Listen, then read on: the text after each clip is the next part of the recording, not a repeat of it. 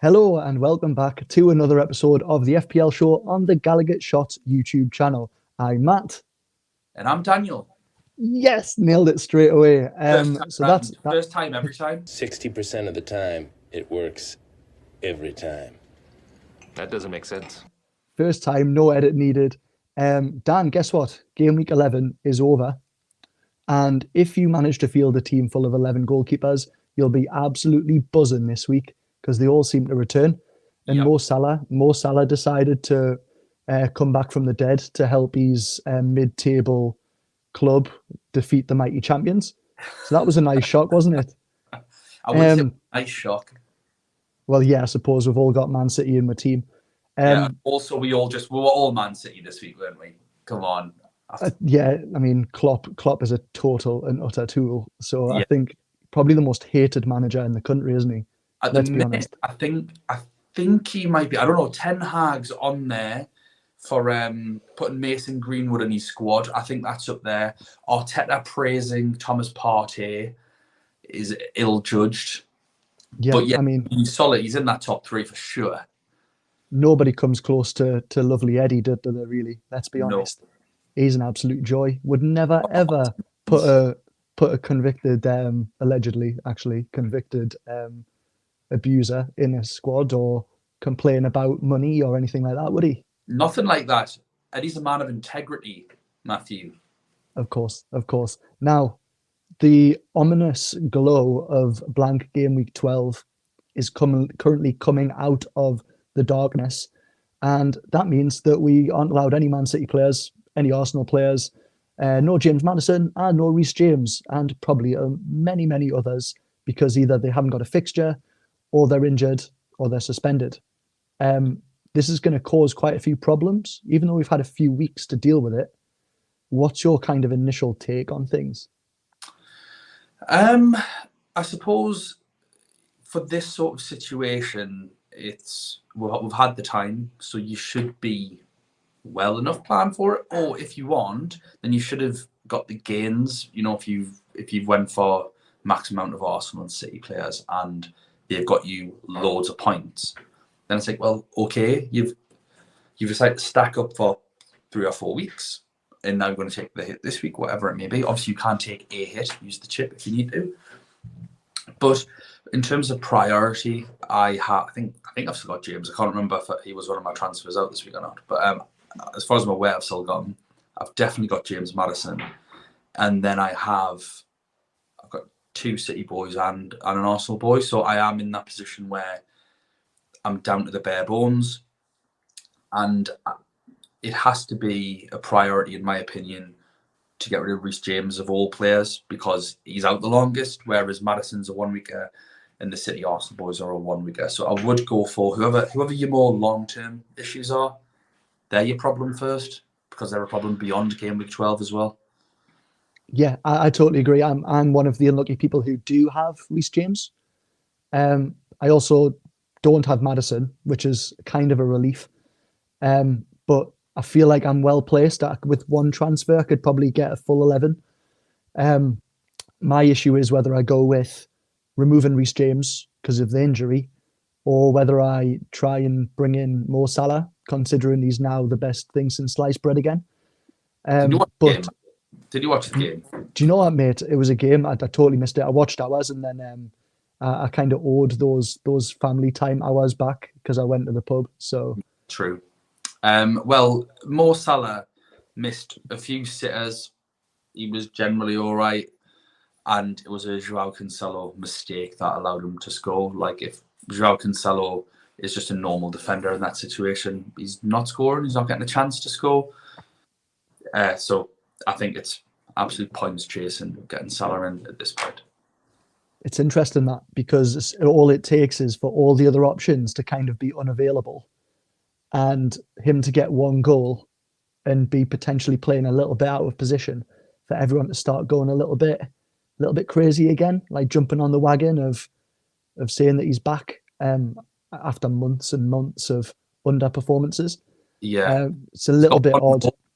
He didn't get in the bonus. He got 1 goal. So congratulations. He got 8 points and he's worth 12.8 million. All right. Yep. Yep. Congratulations. Yeah, There is definitely a ceiling for Mo Salah. Sorry. Bad joke. That was a bit of Jurgen banter there, by the way, if you didn't already know. Anyway, right, so back onto the actual blank game week though, mate, right? So I had a little look, and livefpl.net have a wonderful little tool that you can put in certain players and find out their combined ownership.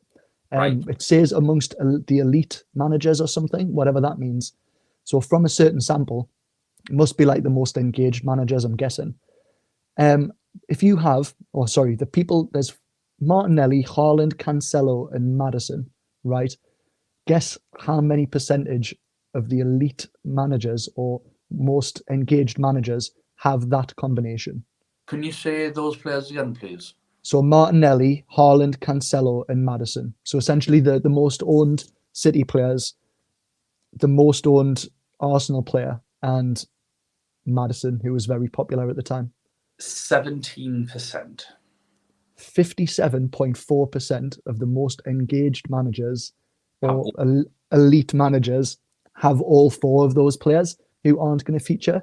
Now that goes way down if you add James into that as well to about 18.3. So it kind of shows. You know what, I heard Reece James, which is why I said 18. Obviously, that's of course, happened. yeah, of course, mate, yeah. Jumping the gun. So although we're saying, we've had lots of time to plan ahead, I think, and I didn't realize at the time, but like it just shows how messed up a lot of people's teams are, especially those who haven't kept tabs on what's going on, who might have gotten away with things for the first 10, 11 game weeks, or played a chip when they didn't potentially need to. It's now led to a little bit of an issue where they're going to have to either take a hell of a lot of hits or just kind of roll with the punches and field 8 or 9 players, which is very, very interesting.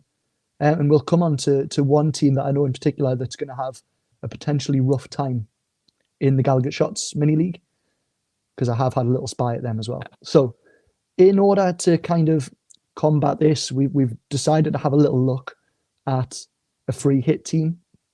We've put something together. Dan, you already said in the WhatsApp group that we have that it was shit. Don't know whether that was a joke or not, or whether you actually agreed with it, but we'll find out now. I did not even look at it. I just wrote shite. That's the support that I need, really, at this difficult time. I didn't actually look at it. So this is the part where Scott decides to magically conjure up some wizardry and just ping the free hit on the screen. Hold on to your butts. Now, just a little side note, I used FPL.team, which is another website that you can just kind of use to adapt an existing team. So I transferred in all the players, pretended I was on a free hit, and I transferred all the players that I would have wanted if I was on a free hit.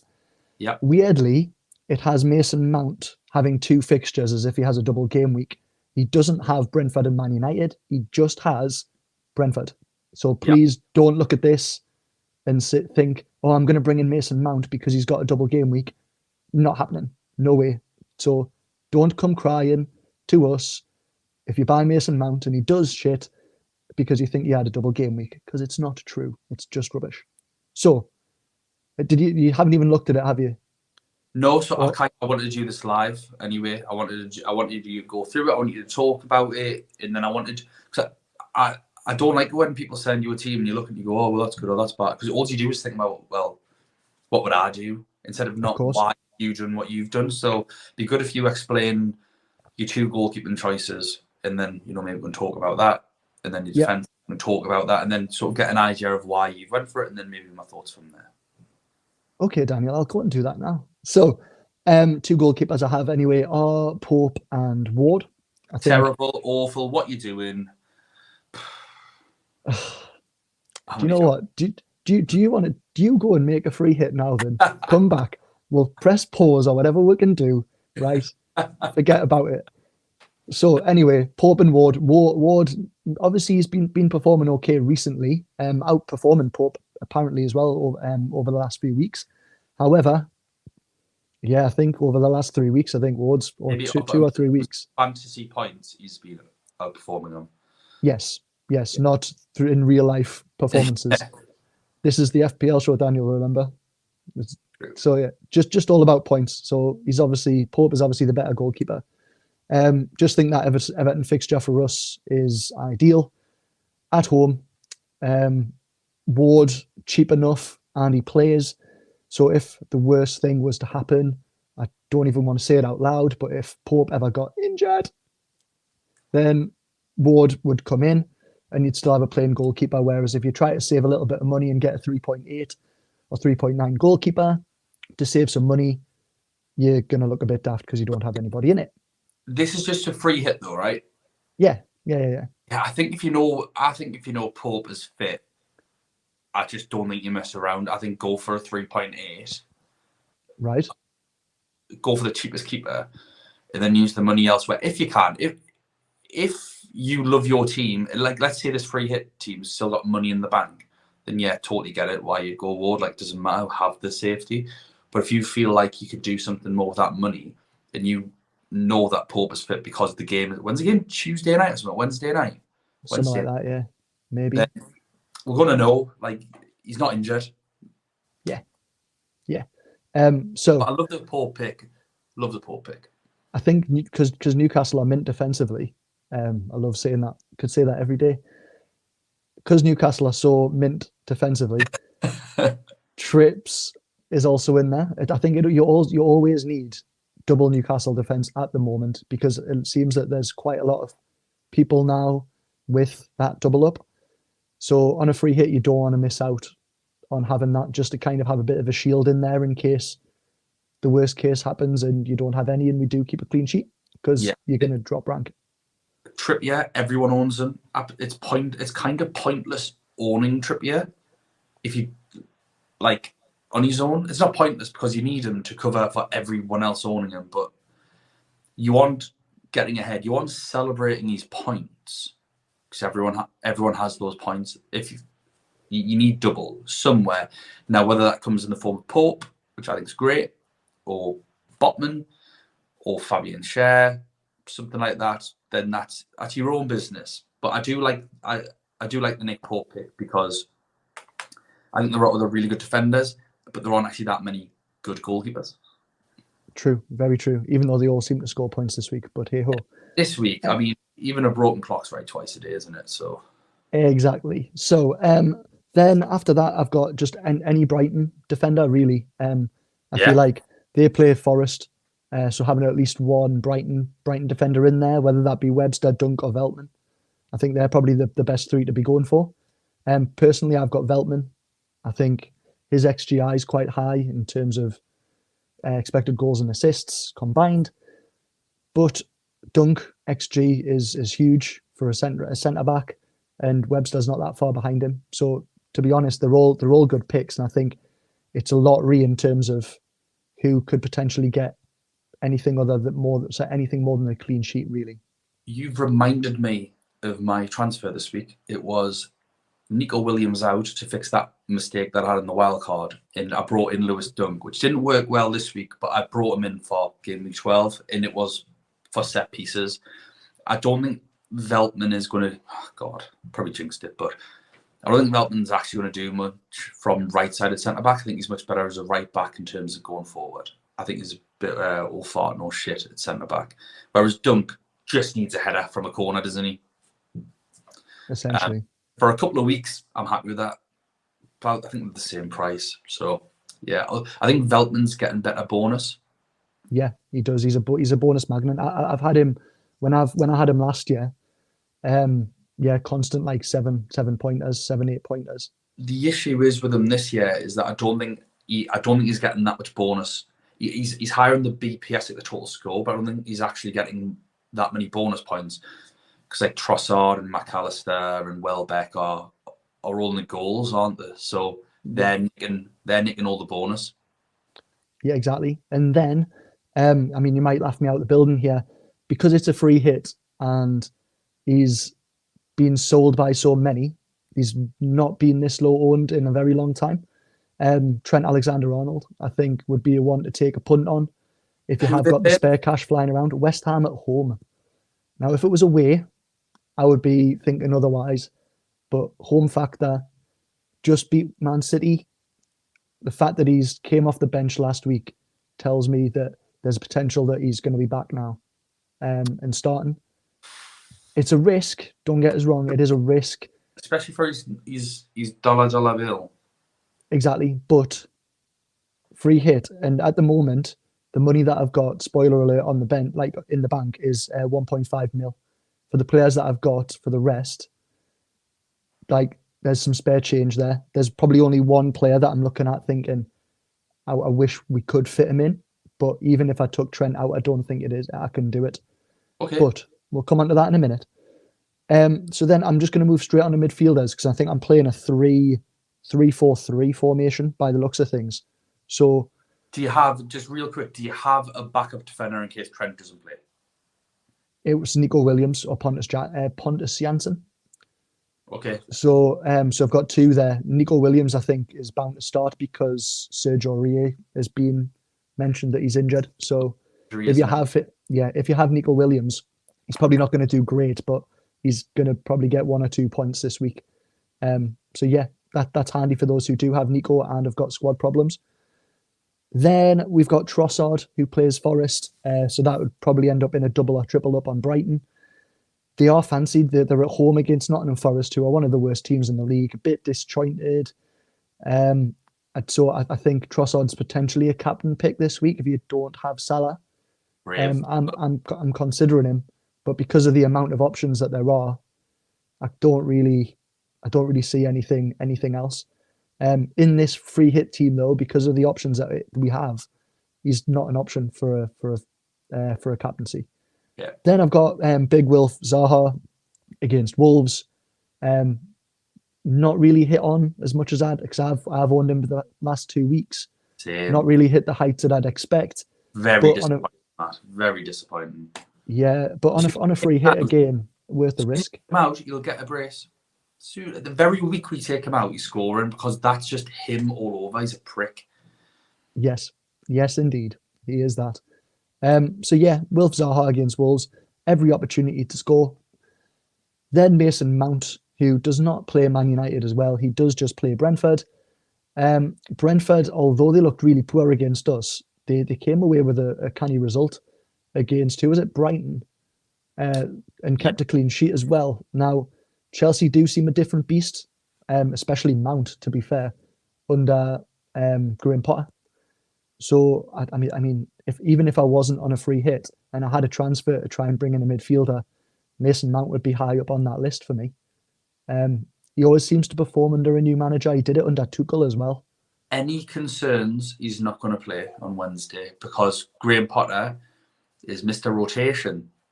We've already seen it in the Champions League when they're playing Tuesdays, Wednesdays, and then obviously the weekend. So I love Mason Mount as a long-term pick. I think he's absolutely fantastic, and I want him. I think Potter's turned his form around. But for a free hit, I suppose you could bring him in, and if he doesn't start, that's okay. But you are going to need a good other midfielder. Yeah. Maybe that's where I don't know, maybe a Trent when he could go there. I don't want to put you off going for Trent Alexander-Arnold. I mean, that's insanity because he is, on his day, he get a 19-pointer, can't he? Yeah, absolutely. But Mount, they've got, who else they got playing? So they're playing now Aubameyang, but Havertz. They're Sterling. The false nines. Then they've got Sterling, Mount, Pulisic. And Ziyech. Is he still there? He might have picked up a knock, but they've got someone else in there as well. I can't remember who the bloody hell it is. They've got go through that many. So yeah, no, I agree. And the player that I said I wish we could have fit in could have probably gone in there instead of him. Might even be a few funds left over if at the end we think that. Then I've got Mo Salah, obviously, captain against West Ham. I do think again it's one of those where if he's playing West Ham, he's got a low ownership now. There's going to be a lot of people bringing him in because of a reactionary goal against Man City. I just think you might as well try and ride the crest of the wave on a free hit. And because, like I say, there's not that many decent options, weirdly, this week for a captaincy. Seems like because Haaland's vanished. I don't know whether everyone's like scrambling around thinking, what do we do? What do we do? But diverting back to the default setting of Mo Salah doesn't really seem like a ridiculous suggestion. Definitely not. And then 3 strikers. We've got Cullen Wilson against Everton. Big dreamy Callum. Yeah, there's no one else to go. And if Isak was fit, I would maybe be worried about rotation. But Wilson's got to play against Everton, even if it is midweek. Terrified of injuries, but the games are coming thick and fast. But hey ho. Then Mitrovic, back with a goal, even though I benched him. The absolute dick. And then Kane against Man United, who could also arguably be a captaincy option. Did outperform Haaland, so those who captained Kane over Haaland last week have probably done all right. But yeah, Everton and Liverpool, very, very different challenges. Yeah, so that's it, mate. And then 1.5 million in the bank, and I did want to fit Son in somewhere. So I think you might be missing a Leeds player. Who have they got? They've got 2 really bad defences next game. My laptop will not connect to the internet. It has just connected to the internet. Right there. Miracle. So let's have a little look and see who's got some good fixtures this week. So I think Leeds looked really good against Arsenal. I think just one of those mad games. Who also a Cullen Wilson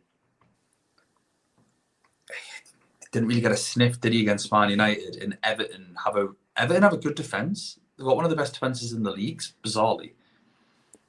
I think we'll win. But the thing that concerns me with us is, I never thought I'd say this, but teams can now double up on Miggy, which is what a weird thing to say.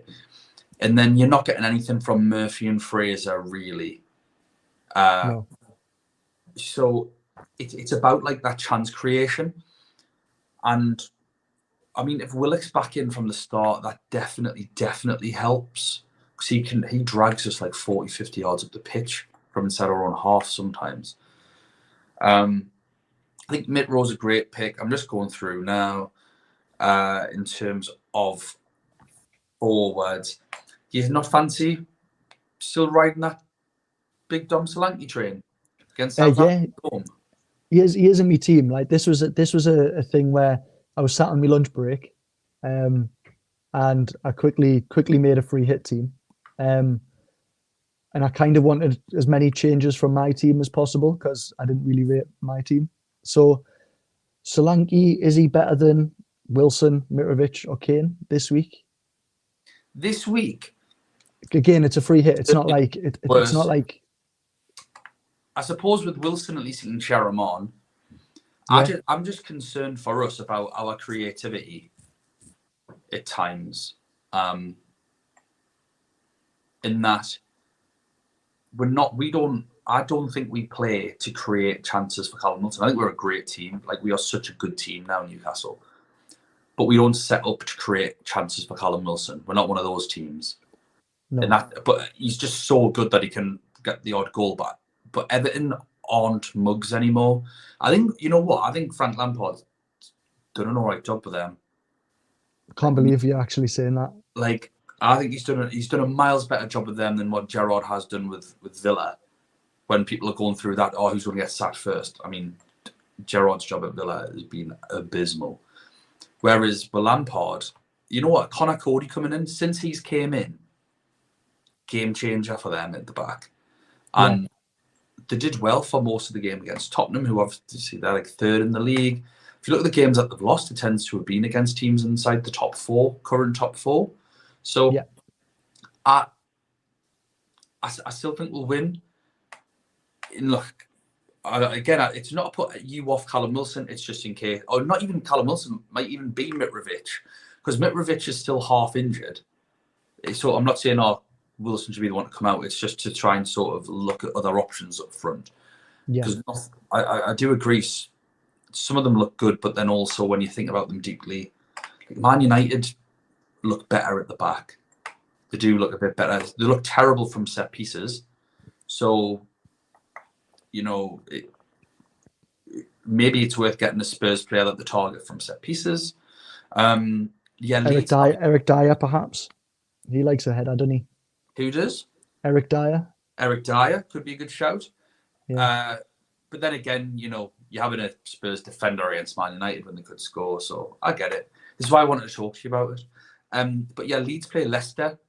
So I think maybe a Leeds midfielder could... Yeah, like Sinistera. Sinistera could be decent. Even Rodrigo. Rodrigo would be great. Is Rodrigo playing ahead of Bamford? I've got no clue, mate. I don't watch Leeds really that often. Leeds' starting team, I believe, is Harrison on the left, Sinistera on the right, Aronson behind Bamford. I believe that's their best starting four. But Sounds right. The reason Bamford hasn't been getting the game a lot is because purely of fitness. But I think after that Arsenal game, he is back to fitness, and I think Rodrigo had his good start there. Tell you who I think is going to be a good pick this week for 1 week only. Che Adams. Ooh. Against Bournemouth. I think he's going to be an overlooked player. I mean, you wouldn't get anyone else from Southampton, would you? James Ward-Prowse, maybe, if you want to pray for a free kick or a penalty. But Che Adams, I think he's went under the radar this season, and he's got Bournemouth. And I still don't think Bournemouth are that great at defending. You're going to be insufferable if Che Adams has got a hat-trick and we have to do this video next week. Oh my God, imagine. Well, I might be sick next week.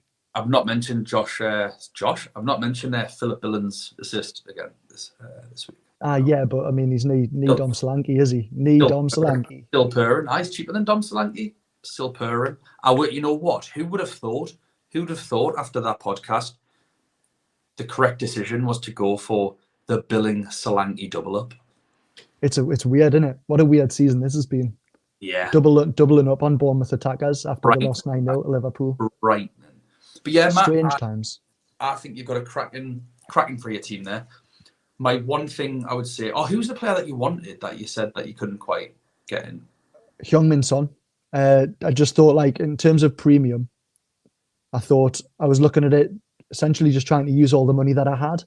But then obviously they play Man United, but Son can be explosive. And on a free hit, if you had unlimited transfers and you could have changed your team completely, and you see Son like bag a brace against Man United, which he's perfectly capable of doing, you might be sat there thinking, like, what a bit of, like, what if? And I know you can't have everyone, but it crossed my mind as thinking, like, if anyone's going to score a brace against Man United, it's probably him or Kane. It's Kane's just the penalty factor, isn't he? Yeah, without a doubt. It's annoying that. It's so annoying. Right. Do you want to hear some catastrophes in the Gallowgateshots mini league, mate? Yes, with this blank game week, right? Again, I'm going to say it again. Like, I thought most people would be absolutely fine this week. 2 teams have got a blank game week. How has this caused so much carnage? It's making me a little bit happy because I thought my season was long gone. Like, I know I like a bit of chaos. I thought my season was long gone. And the fact that there's so many people ahead of me who haven't factored in this blank game week, who are having to take like their free hit chip and use it, or take -8s just to field 11 players, gives me a little bit of hope, to be honest. Especially the fact that these 4 guys are top 4 in our mini league and are like sat within the top 5,000 players in the world at the minute. So it is number 1, Liam Woodfine, who we still haven't found yet. Search is still on. Are you real? I think he's a bot. Bot, yeah. Bot. Needs to do that thing where you have to like find, can you please tick how many pictures show a traffic light? It's that Saudi Arabian kid pretending to be the last, now pretending to be Liam Woodfine. Without a shadow of a doubt. Yep. It all makes sense now. Infiltrating the Fantasy Premier League. So Liam Woodfine is top. He has 5 players out, which involves 2 City players, 2 Arsenal players, and he had Maddison suspended. But he only has 1 free transfer. So that's a bit of an issue for him. I mean, solvable. You know what? You don't even. I think that is fine. He'll use his free transfer, and he probably just won't field 11 players, and you'll take the little loss on it because he's got a massive gain on those players anyway. If for effectively he's going to have 4 players out, which means he's going to field 10 players. Probably, yeah. And then number 2, Josh Bell. He's got 6 players out. He has 3 City, 1 Arsenal. He's got James and Maddison, so that's kind of bad luck. However, he's got 2 free transfers, so he's looking all right, but still a bit iffy. So he's got out. You can use 2. So again, you can play 10 players. It's one. Like, I mean, if people are just going without 1 player, they can expect a minor red arrow. And if they don't get a red arrow, that's terrific. But I can't see them losing hundreds of thousands of places. No, don't think so. It just makes me a little bit happy knowing that they're going to have to take a hit and still not be able to field like 11 players, which is nice. Yeah. If it was me, I don't know if I would take a hit this week if I couldn't get 11 out. If I did take a hit, it would be still based on the fact that I think whatever player I brought in would do the business over the next 4 game weeks over the player that I'm taking out. I still think that's... Yeah. And in third, we've got Philip Owen. He has 8 players out.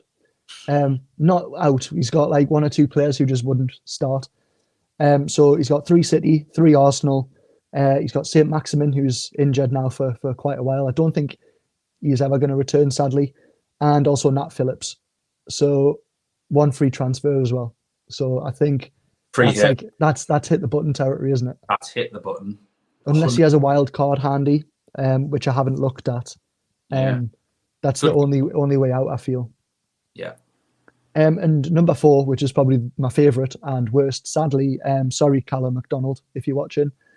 He has 6 players out. Yeah. He's got 3 City, and he's got 2 injuries, which is, I can't remember who actually. I'm thinking James and someone else. He's also got Malacia, who hasn't started the last 2. He's got 1 free transfer. He played his free hit this week. No. So, yeah, in game week 10. And I don't know why. I'd love to know why. But that's left him in a bit of a situation now because it's very confusing. I thought it was a little bit odd. Maybe Callum, if he's watching, can give a reason in the comments. That would be nice. Bored? Maybe bored. Yeah, bit of boredom. But yeah, so that's the top 4. They've all got a lot of issues. Like, these are the best players in our league at the moment, and they've got lots of fires to put out. Yeah. So yeah, do you want to go through our teams from this week? Yeah, sure. Just to really quickly back you up as well for what you were saying there, Matt. The reason why I'm a little bit glazed over, is I've just got back from the Stag 2 today, and one of the lads is doing really well, and he was talking to me about his team and stuff. And he was just like, yeah, I'm saying week by week. I think because of the pricing, he was able to have all top 6 players. He had Odegaard when Odegaard got injured. He brought in Saka. He just made really obvious moves, and it's all working for him. Had absolutely no idea that there was blank game weeks this week, so I've been trying to sort of go, well, you might want to do this, you might want to do that. He does have 2 free transfers, but he did not have a clue at all.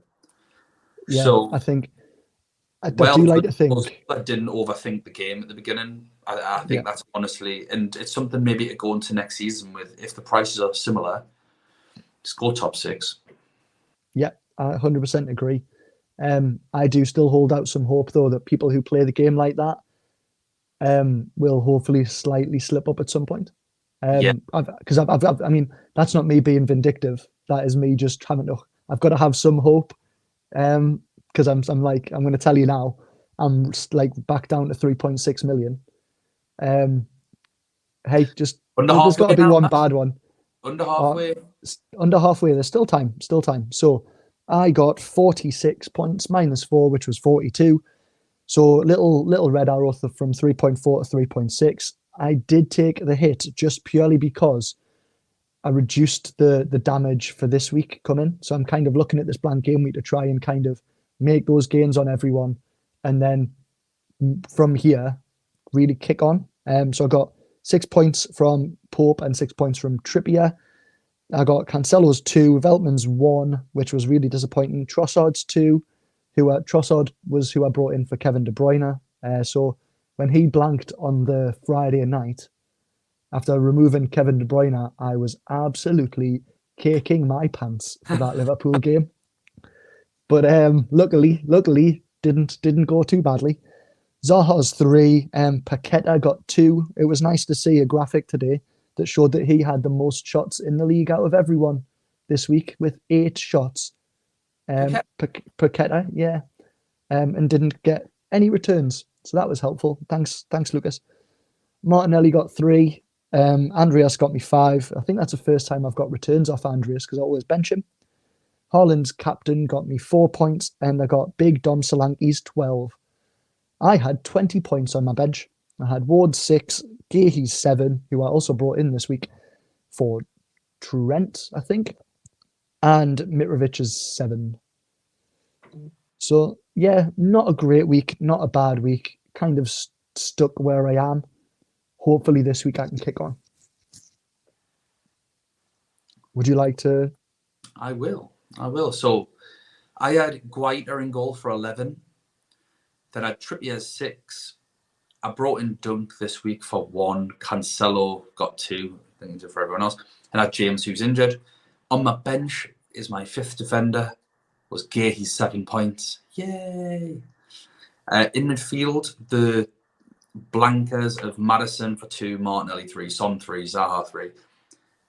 Big Phil Billen, though, with big 5 points. Again, nearly a point per million. I think he's on averaging more than a point per million since I brought him in, so can't complain. It's great. And then up front, obviously I had Mitrovic's 7 points on the bench, and that was just because I didn't know he was playing or anything. If I knew he was starting, he was in my team. He would have been in my team.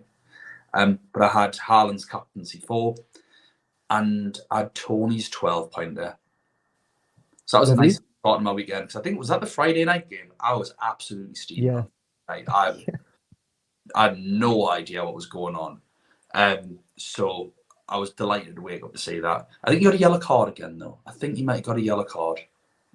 So he's probably going to get suspended in a couple of game weeks anyway. So that could be an easy transfer out in the future. But Matt, big news. Ooh, drum roll. Inside the top 1 million at Yes! long friggin' last. 900. I'm going to go specific this time. Normally go like for roundabout numbers. 949,707. So if you want to be specific, it's inside top 950k. That's a thing, isn't it? That's in a mug somewhere, surely. Amazing. Tune in to Game Week 34 when I announce the exact same thing. Mate, honestly, it's going to be good. So before we leave, because we're getting up to 40 minutes here, we are going to play our game, What's the Point? Cue the jingle. Woo! Woo! Woo! Woo! Woo! Woo! Woo! There we go. Can't wait for that to be in.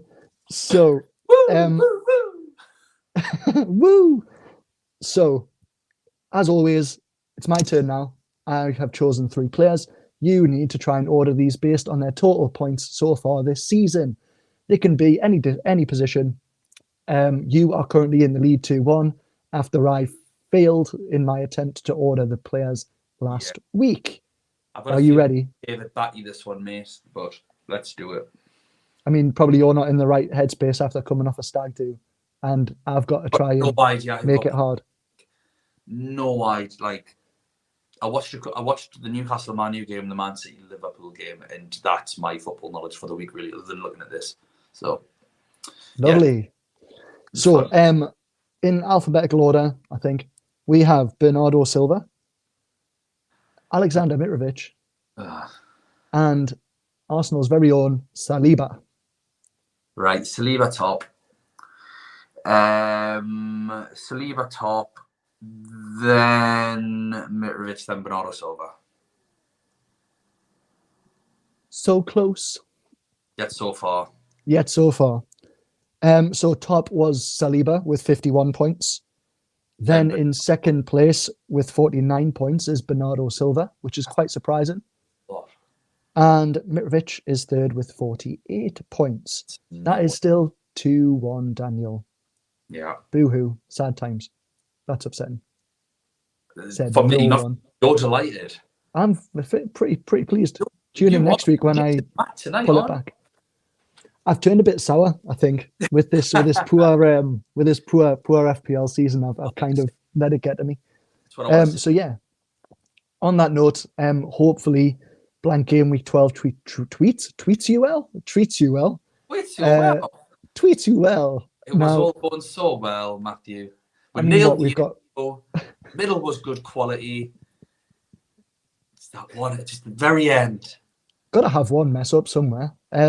So we're not going to record for the game week after. We're just going to stick to one show a week, just to give poor Scott a little bit of time for his editing and things. And freedom. We've got lives as well. So hope game week 12 and game week 13 goes really well for you. Tune in next time to see how those game weeks go. Ta-ra! I wasn't expecting that. Goodbye, y'all. Bye.